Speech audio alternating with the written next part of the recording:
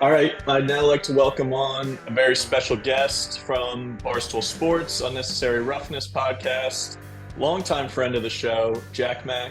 Jack, what's up? What's up? I ever been on one of your I'm trying to remember. I don't think so, right? I mean, obviously we've been friends on Twitter online for a little bit now, but I was trying to think before I hopped in the Zoom. Hey, have I ever been on an official show with Blake? I guess not, right? Not the revamped version of the show with you were on the old show that I did with that I was doing in college with a couple other guys. Okay, That's the maybe one that that's the one I remember then. that's the one you famously went on, and one of my co-hosts left to go on a date in the middle Yes, of the recording. that was back when we were in the old office, if I recall. Yeah, yeah. Man, now I remember that. Yeah, he left in the middle. Yeah, yeah. I, I mean, Yeah, it was I, very memorable for me because I was in college at the time and trying to get some kind of content thing going, and was we were doing a podcast, and you were, I think, still an intern at the time at Barstool. And but it was like a big deal for us to get somebody that was working at Barstool on the show, and it was like, wow, this is. And then he was like, by the way, I got to leave 30 minutes into the show. I was like, all right, that's cool. Um, yeah, no, I but mean, here we are now. here we are now, a few years later, but I'm excited to be here and happy to be here. It should be, it's it's a fascinating season ahead. I can't I feel like it's the season with the most questions we've had in a while. Maybe that's just the new season feeling, but it feels, I mean, outside of Caleb Williams, it feels like there's a billion questions everywhere. We know Yeah. Caleb Williams is going to be amazing, but even his team, we don't know. So that could mean chaos, or that could mean just a very chalk season. But I mean, that's my number one. What I tell people, I say it a lot on Unnecessary Roughness too. It's like, man, this season is littered with questions, specifically at quarterback. Yeah, I mean, we I feel like last year we said oh, can Georgia really repeat? They lost so much. Is Stetson Bennett really capable of winning back-to-back national championships? And obviously they totally reloaded. And I think there were people who obviously believed in them. But I think we kind of doubted Stetson Bennett, and he is was so perfect for what they wanted to do and had basically mastered that offense that they were running. And now with him being gone and Todd Monken being gone at OC, I think it is a lot more questions this year for Georgia than there were last year. Obviously, Ohio State has a brand new quarterback. Penn State could be really good, but it depends on the quarterback. You have teams that last year kind of were coming up. Like Washington is a team that I love, and Michael Penix, but can they kind of make the next step, jump there?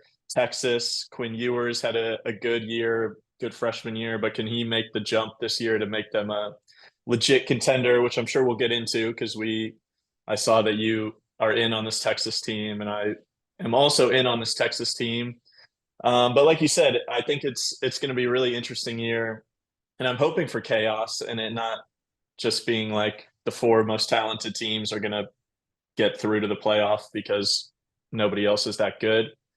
I mean, as we record this, we're 8 days away from the season starting. This episode is coming out on Tuesday. So if you're listening, you're like 5 days away, 4 days away from the season starting.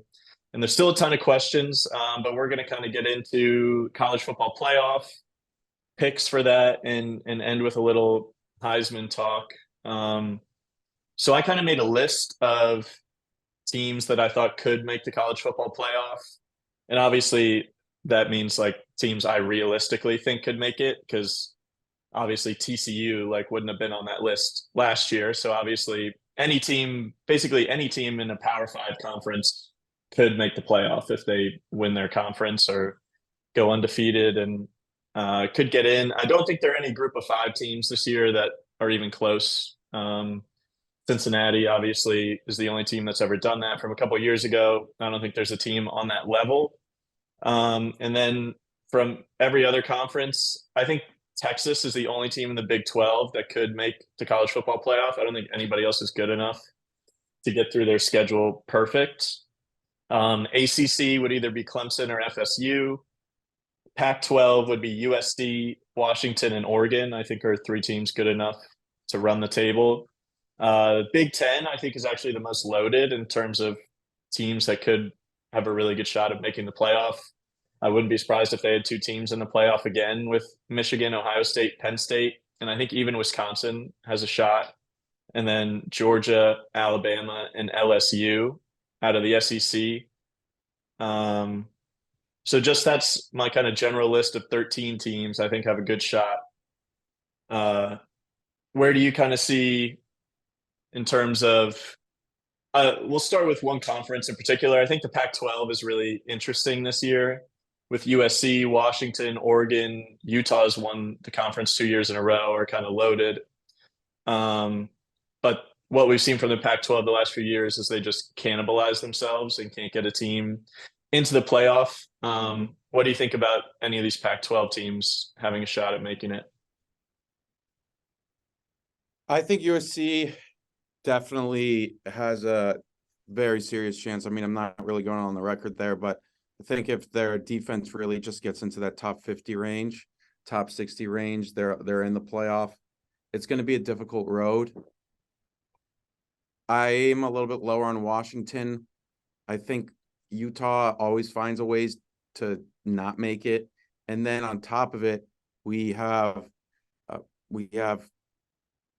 Oregon, who I'm probably the highest on at definitely anybody on my podcast, Unnecessary Roughness, and I think just in general. But I just don't believe in Oregon too much in terms of there's so many questions. The defense is a question. Dan Lanning should improve it. But what about the offense? Is the offense a guarantee? Kenny Dillingham is gone. Is Kenny Dillingham the real nucleus of it? Is Bo Nix going to be good without Kenny Dillingham? It's not like Bo Nix has always been what he was last year.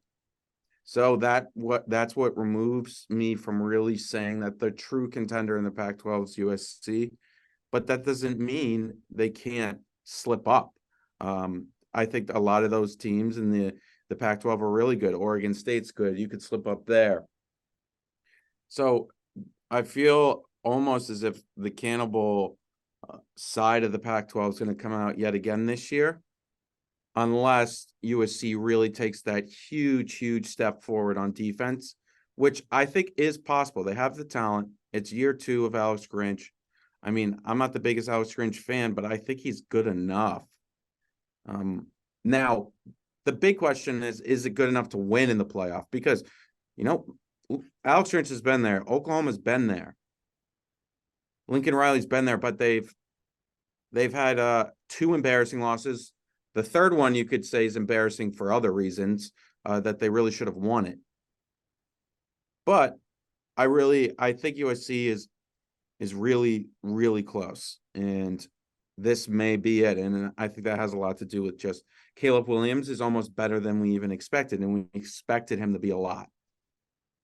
Yeah, I mean, offensively, they should be just as good, if not better, than they were last year. I don't see them having any kind of drop off. It's really just, if the defense can get to that next level. The only thing I kind of think is going against USC is they did kind of have a lot break their way last year, and they still couldn't quite get it done. They had the best turnover ratio in college football, which partially is because Caleb Williams doesn't turn the ball over. But they had a lot of things kind of go their way and still couldn't win that last game they needed to win, which is basically just the story of the Pac-12. I think any of those teams could make it if they reach their ceiling, but it's just really tough in that conference, and especially just because of the lack of respect that conference gets. You kind of need to be perfect if you want a shot at making the playoff.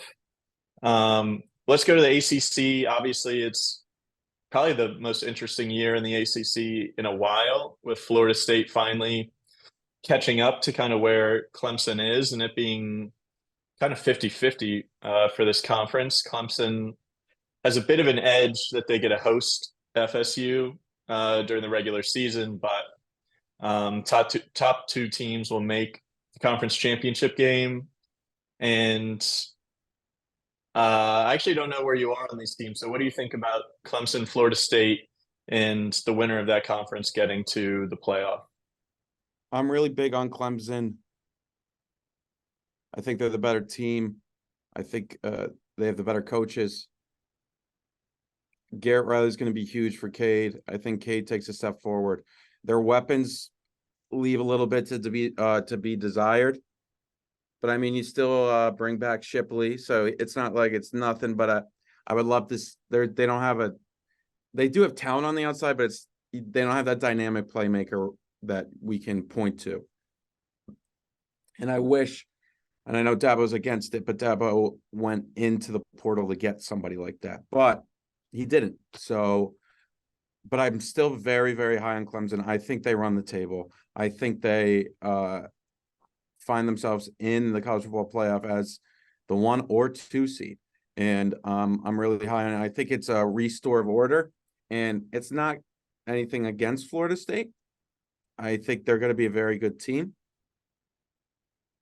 But I actually think Florida State could really find themselves with 2 losses early in the year and then just run the table and then even find a way in a rematch in the ACC championship game to beat Clemson. Then you have a very interesting scenario. But that's all hearsay. I think Clemson's it's definitely my pick. And I think they're the defense I really think will be very good. But again, I mean, I said it, I primed this appearance in the first 3 minutes of this podcast. I said there's so many questions, and Clemson has a lot, but every team we mention here is going to have questions, and it's truly a special, weird year, and hopefully that allows for some fun. Yeah, I mean, I think Clemson is the better team, but like you said, I think Florida State has more offensive firepower just from a talent perspective. So in a 1-game sample, I think Florida State could just kind of play the perfect game and beat them. And it could be tough because I do think Clemson will win that regular season matchup. And I think Florida State will lose to LSU. So like you said, I think they will have 2 losses at the beginning of the season. And then if they can kind of get things rolling and then get that rematch against Clemson in the ACC championship game, then that could totally throw things off for Clemson if they're undefeated going into that game and take a loss. Obviously, it would depend on what's happening in the rest of the country. But looking at the Big Ten, Big Ten had 2 teams in the playoff last year with Michigan and Ohio State. And now a lot of people are high on Penn State. I'm high on Penn State. I think they're right in the mix with those 2 teams. I think it's entirely possible we see those 3 teams kind of trade blows with each other, and Penn State beats Michigan, Michigan beats Ohio State beats Penn State, and all 3 of those teams end up with 1 loss in the Big Ten. I think that's entirely possible. And then things would get really interesting for who gets into the championship game. And then if there's a team that goes 11-1, like if Penn State goes 11-1 with their only loss to Ohio State, do they get into the playoff? Basically how Ohio State did last year. So I actually bet Penn State to win the national championship a couple days ago. I'd kind of been talking myself into this team all offseason, and I think of these new QBs that we're talking about, that there are a lot of question marks, like Kyle McCord at Ohio State and Carson Beck at Georgia and all these guys. I think the quarterback coming in that I have the most confidence in is Drew Aller at Penn State. I think from what I've seen, he's the most sure thing of that group that I think could be really, really good. And I think this team that is around, I think the biggest question mark is just James Franklin in a huge game with everything on the line. we've seen him lose those games time after time. But I think if everything goes right, Penn State is my favorite team out of that group. Yeah, I keep going back and forth on this entire division, well, it's really one division, the Big Ten, but this entire conference. I am a JJ McCarthy believer. I'm also a Penn State believer. I don't love what's coming out of the camp in Ohio State. Maybe they're just spreading lies to make themselves seem less than what they are, but it seems as if no one's really taken control of that quarterback room, and that's not great. Now, then it comes down to Penn State and Michigan. And I do feel like this is the year Penn State breaks through, but it's still, my only thing is Penn State, you have Drew Aller, and Drew's okay. I think he's definitely the most talented quarterback Penn State's had in a long, long time. But, it's a lot to step in. I'm not saying that he was obviously there last year, but this isn't, oh, you went 9-3, now it's your time to really go 12-0, 11-1. This is the highest expectations Penn State's had in a while, probably since, Saquon was there. And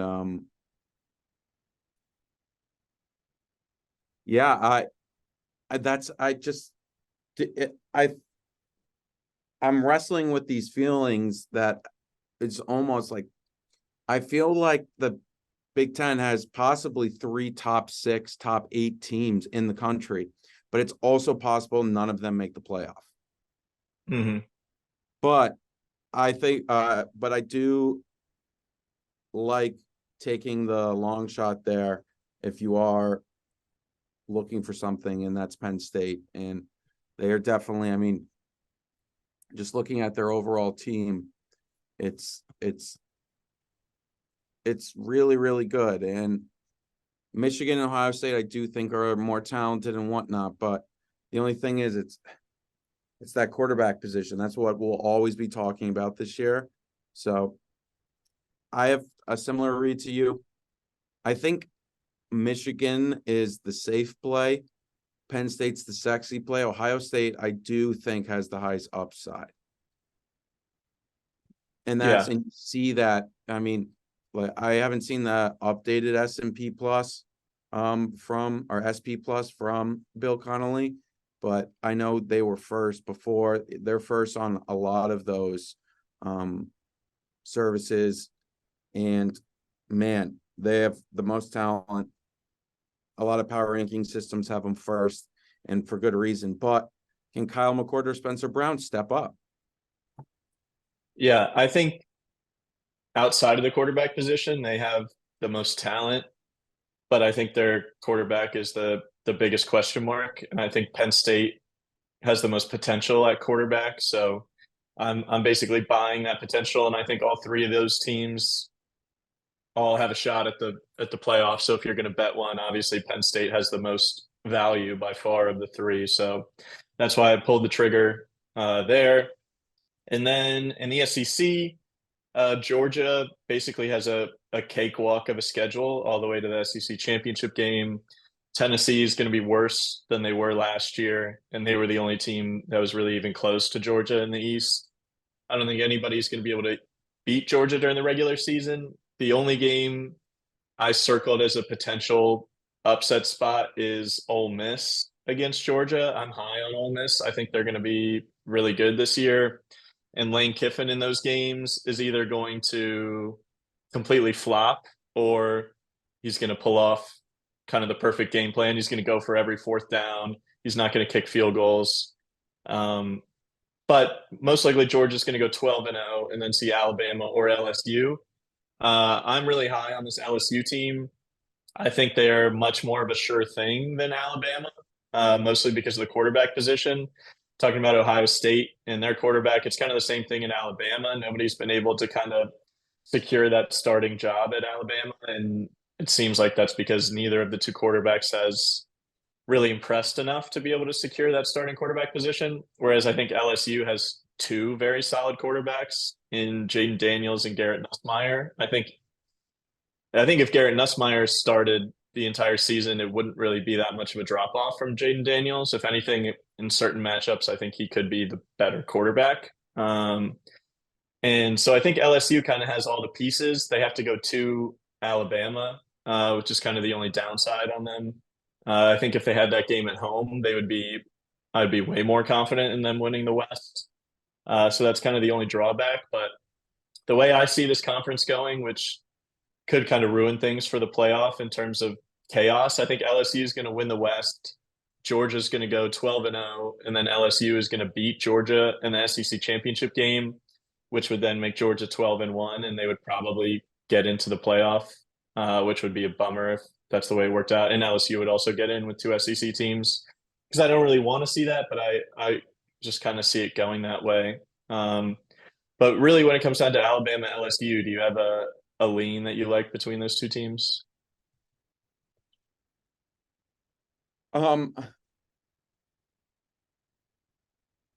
Probably LSU, yeah. The safe pick there, it still feels Alabama, but the quarterback position there is just so up in the air. It doesn't look good. I mean, are we supposed to believe in Tyler Buckner? Every time I saw him play at Notre Dame, I know his numbers weren't awful, but they just left a lot to be desired. It doesn't seem like he really knew how to throw the ball. And I could eat my words on that, but I think Georgia just runs through this division again. We'll get to Heisman. I'm so high on Carson Beck, not division. I keep saying that. I apologize. Keep running through. They're going to run through the conference. I think Tennessee takes a step back this year. And that's not, I think Joe Milton's going to be pretty good, but they had such a magical year last year. And I think they'll still be in a really good spot as a program, but Georgia runs through. Ole Miss is their toughest game. I agree. And then the championship game will be a heavyweight title, pound for pound, number one. And I think it'll be Georgia LSU again. And I just think Georgia, I think Kirby's a better smart than Brian Kelly, or Kirby's a better coach than Brian Kelly. So I'm rolling with Georgia, and it's the least sexy pick, but I think they'll just be 1-1. It's the entire year. I think there's a possibility once they get in to the playoff, they may get caught. They could get caught by LSU, but the team's loaded, man. It's just it. Yeah. And I really think they would have won the national championship last year if Carson Beck was their quarterback as well. They may have been better. There's no way you could have benched Stetson, but I think, and then also if Carson gets hurt, Brock Vandegrift's right there too. If there's something Kirby's done really well, that's such a funny thing to say. He's won back-to-back national championships, but one of his biggest failures, without a doubt, was not using Justin Fields. Since then, he's kept whatever he's done. Brock isn't transferring. Carson didn't transfer. Stetson stuck around. So there's a belief within that program that's like, okay, you stick it out, and that may be Stetson. I mean, Stetson took a while to get there, but yeah, Kirby's done a great job keeping that. And then, I mean, next year is Dylan Raiola coming in. I mean, it's just but it almost feels too easy for Georgia, which is, but I think it's just gonna be. And that has a lot to do with just the East is down a little bit. And they're out of conference. They were supposed to play Oklahoma, but the SEC told them to cancel that game. So yeah, they're out of conference is a joke, especially with Georgia Tech being so bad these days. And yeah, I mean, of the teams in the East, Tennessee is going to take a step back from where they were last year. And then when you look at the other, South Carolina, Kentucky, those teams, even if Georgia doesn't play anywhere near their best game, they're still beating those teams. So, yeah, it's not a fun pick, but I don't see them missing the college football playoff, even if they lose a game somewhere. Even to LSU, I think they still probably get into the college football playoff. I mean, there's a So chance. There's a uh, chance that they go every game they're in this year, they're double-digit favorites. mhm. Like that's special. Um, Obviously that's just the market, and that doesn't mean they're going to win. But like we know how like the college football market, there's a lot of ways you can still win, as we've both shown. But like it's very good, year in year out. The closest like average margin of like difference in victory in terms of like who predicts it best. The just spreads are the best way to predict. If you were to just ask, okay, who's going to win that, like what's this game going to look like, no system over I think a few year period has ever beaten just the market as a whole. Now those are public systems. There may be some really, really good ones out there that we don't know about, that are private, and a lot of people make a lot of money off of, but that's special. And now they'll probably, I mean, if they go up against LSU in the like, what would you make that game on a neutral site right now? Like 6.5 Georgia, 6. Yes, six or seven probably. I mean, who knows Yeah, where so they'll I be at mean, the end of like the that year, game but would like, and I think possibly the Tennessee game away, maybe under double digits. It's really how Tennessee looks. Like, how do they do mhm. against Alabama on the road and whatnot? Uh, the Ole Miss game will be really interesting. I'm really interested in Ole Miss. I'm just so low on Lane Kiffin as a coach in big games. I agree with you. He goes all in, so he's 0-12, but it's like he goes for it in a way Yeah, that's such a. But he's like, if you look at, he hasn't had a big win. When's his last big win? Is it I was couldn't even tell you. it was Kentucky last year, and they had to have an incredibly lucky interception, and Kentucky wasn't even that good. Yeah. No, I mean, I remember going all in my biggest bet of the year on Ole Miss to cover as like 21-point underdogs against Alabama a couple years ago with Matt Corral. And they went for every single fourth down and went like 1 for 8 on fourth downs and lost by like 28. And They I still lost had a a lot of money chance to that day. cover that game. I remember it, I know. but they were It, that game was so fucking annoying. I know. Because I was on Ole Miss too. But he just, and I will say I respect that, but like he's not even winning. I mean he's not even winning these games that are just not even the Alabama ones. It's just you look back on a lot of them, and it just leaves so much to be desired. And but that could change. You don't give up on coaches like that. Like even if you go Hmm. 8-4 and you take care of the bad guys, that's good. I mean, Kirby Smart, a lot of people said that about Kirby Smart too. Look at him now. It's a little bit different. It's so hard to bring in all that talent to Ole Miss compared to Georgia, but I'm still a believer in Lane. But for this year, he really. But you are right. No one mentions them. They're loaded, Hmm. and and they also are loaded at quarterback in like 3 ways. If one doesn't work, they can go to another. And Lane won't care. He'll just say you're benched. And Yeah. who do you think the quarterback will be there? I think Jackson Dart will start the year. But like you said, I think he'll be on a pretty short leash in Lane. I mean, even in game, Lane will pull somebody out and bring somebody else in. Like even like I I've never been a Spencer Sanders guy, really. I always and I'm really not a Spencer Sanders guy, not in the sense that I didn't think he was good, but he was just so inconsistent that I felt like anytime I bet on Spencer Sanders, he played bad, and anytime I bet against Spencer Sanders, he was good, and so he would just infuriate me. But he's obviously ridiculously experienced, and if you have a younger quarterback like Jackson Dart, who I guess is not even that young at this point, but um, you have a guy like that that maybe has a higher ceiling from a pure talent perspective, but if he's not getting the job done, Spencer Sanders as your backup is maybe one of the best backups you could have in the country. So they are loaded. Yeah, no, I'm excited for them. They won't be in my playoff, but I mean they could really be good, and they could like mess up the playoff. Yeah, I mean if they Their beat schedule is so hard. yeah, I mean they play Georgia, Alabama, and LSU. If they could pull off an upset against one of those three teams, it could totally throw off And the then I mean, like way the conference goes. And Mississippi, like even just having to play Mississippi State every year is always tough. You'll know, like obviously they're in a huge transition, but you know that's going to be a tough game. And then I think they play at Tulane, if I recall correctly, early in the year. yeah, And that's difficult. That will be difficult too. So I think Tulane, a lot of people will just assume they'll be just as good as last year because they won that Cotton Bowl game. I don't, but like Ole Miss is a much better team, but still, I mean, like they could get.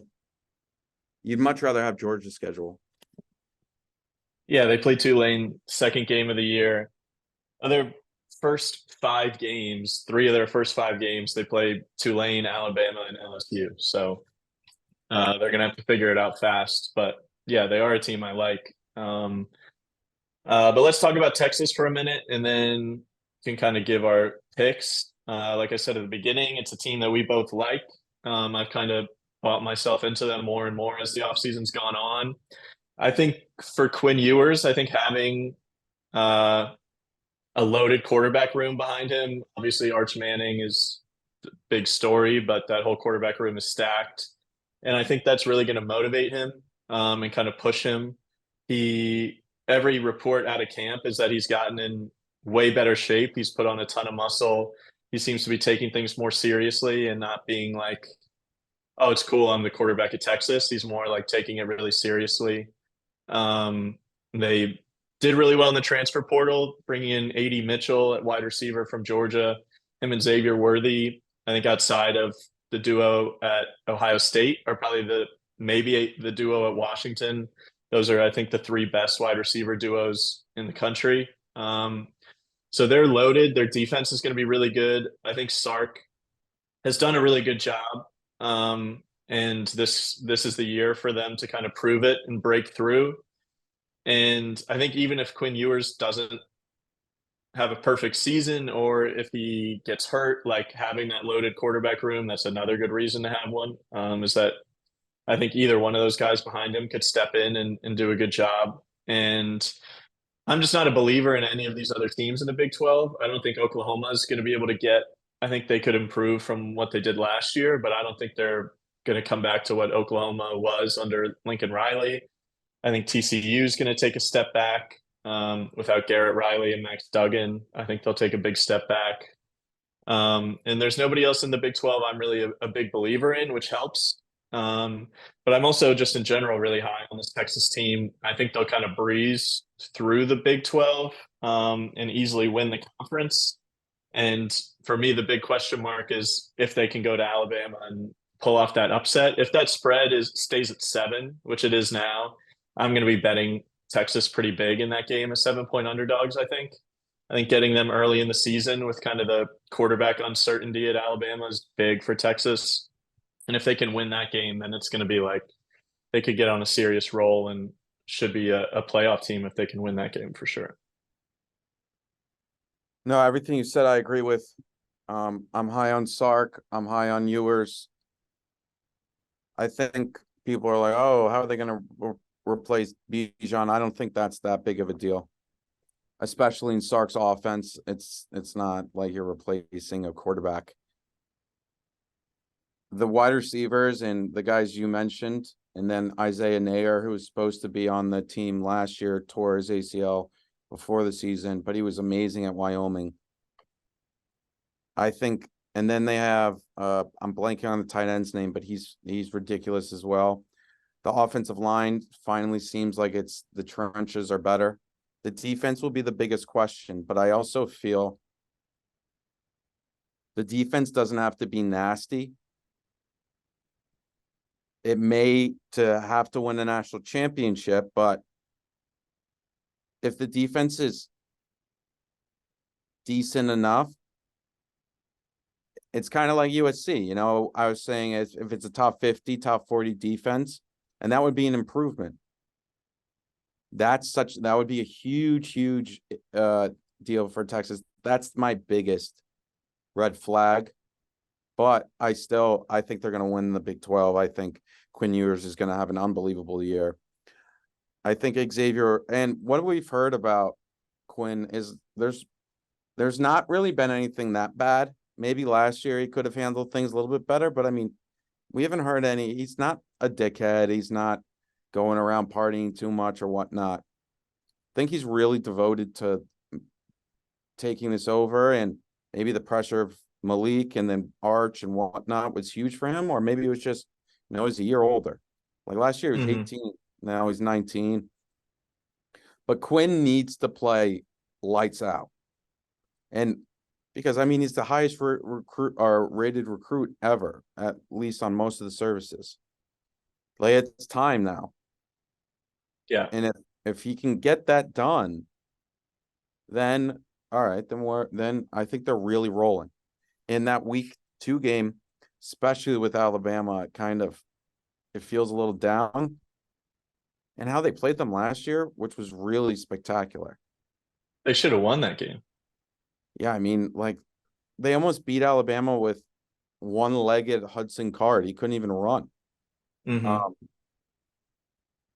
they should be better, and Alabama should be worse. So at least early on obviously with Alabama, one of those quarterbacks could hit, but I think with their quarterback situation, and it'll only be Tommy Rees's second game calling plays at Alabama, I think it kind of sets up perfectly for Texas to pull off the upset. Even if they lose that game, and you mentioned it on your Big 12 podcast, it may even present a better opportunity to bet Texas to win the national championship, as long as they look competitive and let's say,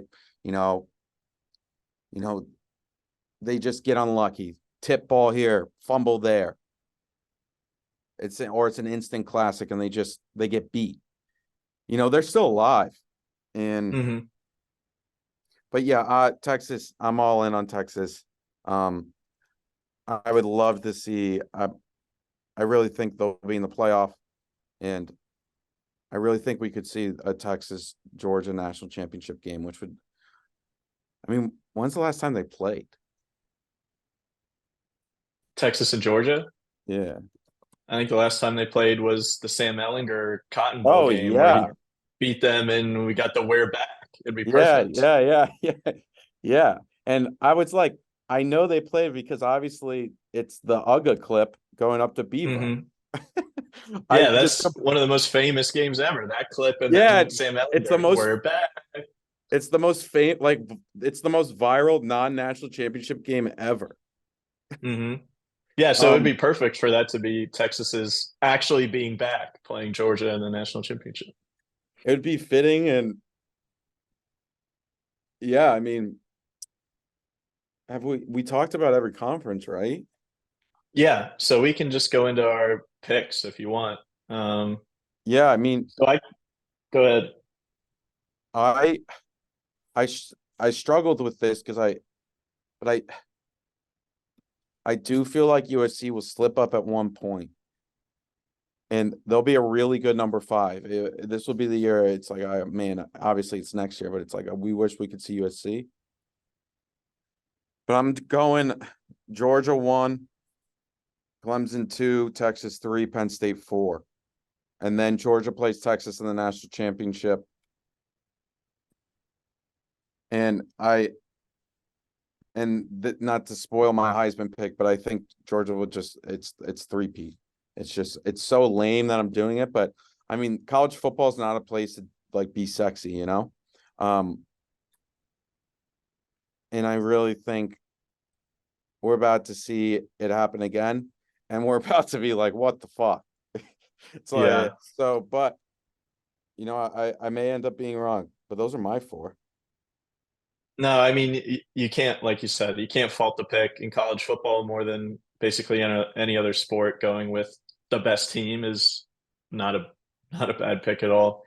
I hate Georgia, so it's been a brutal couple of years. Try to not let my bias get in the way too much. They're first national championship year, I'd bet them to win the national championship that year. Um, but I am a serious believer in this LSU team. I think they will win the West. I think they'll beat Alabama. And I think they will beat Georgia in the SEC championship game. They were my pick. I'd bet LSU 28-1 to win the national championship the day after last year's national championship. That number is now like 10-1. So obviously the value I got is ridiculous. It means nothing if they don't make it, but I'm just sticking with them. So they're going to be my number one seed. I have Penn State as my 2 seed. I think Penn State wins the Big Ten and gets in with 1 loss. Texas is my number 3. And then I have Georgia as my number 4. I think we get 2 teams out of the SEC because I think LSU beats them, but Georgia gets in after going 12-0 in the regular season, and their only loss being to LSU in the SEC championship game, which I don't want to happen, to see 2 teams from the same conference with there being so many other exciting teams. But those are my 4. I think in terms of the playoff, the most interesting scenario we could get is a team from the West beating Georgia and they're 12-1, and then a 1-loss Florida State or Clemson, a 1-loss Texas, a 1-loss Pac-12 team. That would just make for the most chaos going into the playoff. But those are my picks. The teams I actually bet, I've bet LSU, Penn State, and Texas to win the national championship. All 3 of them I put in my playoffs. So obviously I'm kind of riding with those teams. But from a value perspective, I think, the value's kind of gone in LSU, but Penn State and Texas, I think both at 22-1. Those numbers are still out there. I think it's good value. But we can kind of get into our Heisman picks. Like we were kind of saying, other than Caleb Williams, it's tons of question marks, and repeating as a Heisman winner is ridiculously hard. So it's, of course, Caleb Williams, there's a very good chance he could win it, and nobody would be surprised. But I think at the odds of like plus 300, plus 350, I guess he's more like 5-1. But even there, I think it's just not worth an actual bet. But if he wins, nobody would be surprised. So kind of where I went, and this probably isn't surprising to anybody, is Michael Penix at 16-1. He led the FBS in passing yards last year and somehow wasn't a Heisman finalist, even though his team won 10 games. That's just the way it goes. But I think because of that last year, he's coming in with way more hype, where if he has another season like that where he does even better, he should be a finalist. So I think at that number, obviously, when you look at these Heisman, it's a quarterback award at this point. I think betting anybody that's not a quarterback, you're taking a really, really big chance. And you really want a quarterback that's playing in a conference championship game, because that's when the votes most of the votes come in. I hate people that vote early. It's really annoying, but most voters go in the day after the conference championship games. So somebody that you think will be playing in those conference championship games is really a smart way to go. So I went with Michael Penix 16-1. And then the only other person I bet was Garrett Nussmeier 100-1. I think there's a chance that Jaden Daniels either just ends up not being the guy, maybe looks shaky. They're playing Florida State the first game of the year. If they lose that game to Florida State because Jaden Daniels doesn't look good, I think Brian Kelly's the type of guy that would go cutthroat and just bench him right away. And Nussmeier has proven before, and I've heard lots of good things about him in camp. And also the way Jaden Daniels plays is very possible that he could get hurt, the way he runs the ball. So I think there's value there on a guy that I think it's one of the best teams in the country. They should win the SEC West, and getting him at 100-1, I like a lot. Yeah. I'm rolling with, I've already taken a shot on him, but I'm rolling with Carson Beck at 20-1. I think he's special, and he's going to find a way to really put together a special season. I don't hate Tyler Buckner 100 to 1 if you can get that. You're getting Alabama's quarterback 100 to 1. And then on top of that, I mean, I hate taking running backs, but Donovan Edwards 100 to 1. The only thing is he's gonna share the rock. But I mean, you could find a way there. And then I mean,